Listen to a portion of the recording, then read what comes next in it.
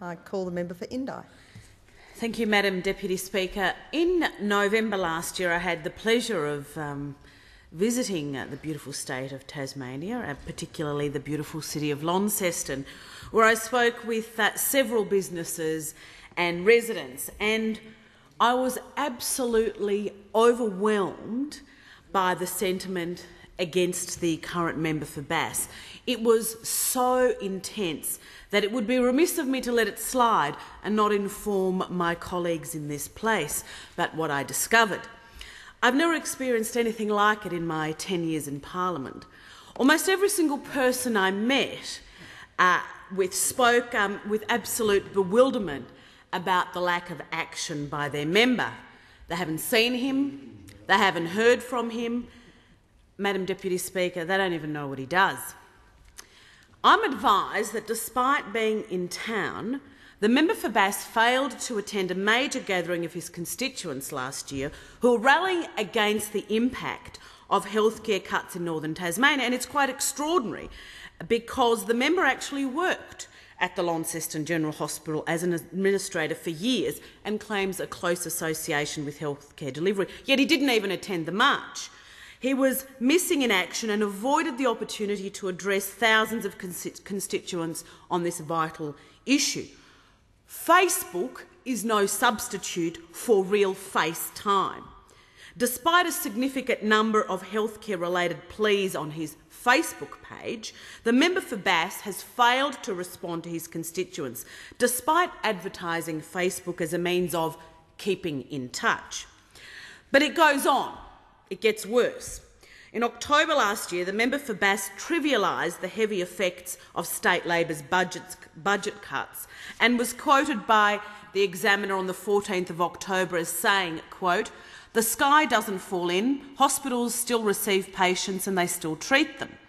The member for Bass appears to be the only person in Tasmania who doesn't believe that there's a healthcare crisis in the state. And instead of following the lead from the highly respected and energetic Liberal candidate for Bass, Andrew Nikolic, instead of advocating like him for the hospital in home program that was recently cut by the Tasmanian state government, the Labor member for Bass encouraged community fundraising to restore this vital program.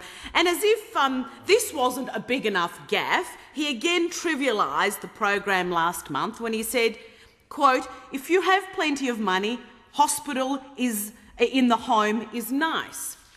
Madam Deputy Speaker, I went to Tasmania several times last year, and it doesn't take a genius to recognise that the forestry industry is incredibly important to the local economy. The member for Bass, again, has been conspicuous in his absence as Labor Green governments in Hobart and in Canberra preside over the destruction of a proud and sustainable forestry industry. Jobs and lives are being destroyed in timber communities, and yet he's missing in action. The so-called forestry peace deal imposed on Tasmania in August 2011 by the Prime Minister and the Tasmanian Premier hasn't delivered peace or security. It's a dud deal. We've got extreme environmental groups continuing to disrupt timber companies and to campaign actively overseas to destroy the reputation and markets of forestry-related businesses. The Labor Premier of Tasmania has referred to the actions of these groups as absolutely shameful, yet the member for Bass remains silent about the plight of thousands of constituents whose lives are being wrecked by this dud deal. What has the member for Bass done to address the lies and mistruths being peddled by the Greens overseas?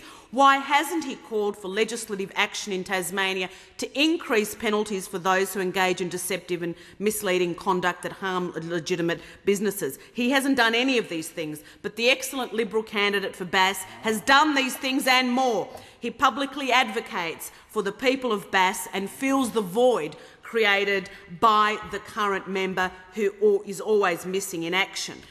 We saw the Examiner on the 30th of June this year. The member for Bass was missing in action by telling his constituents he would not lobby Canberra to address silt issues in the Tamar River, once again putting him at odds with the local community.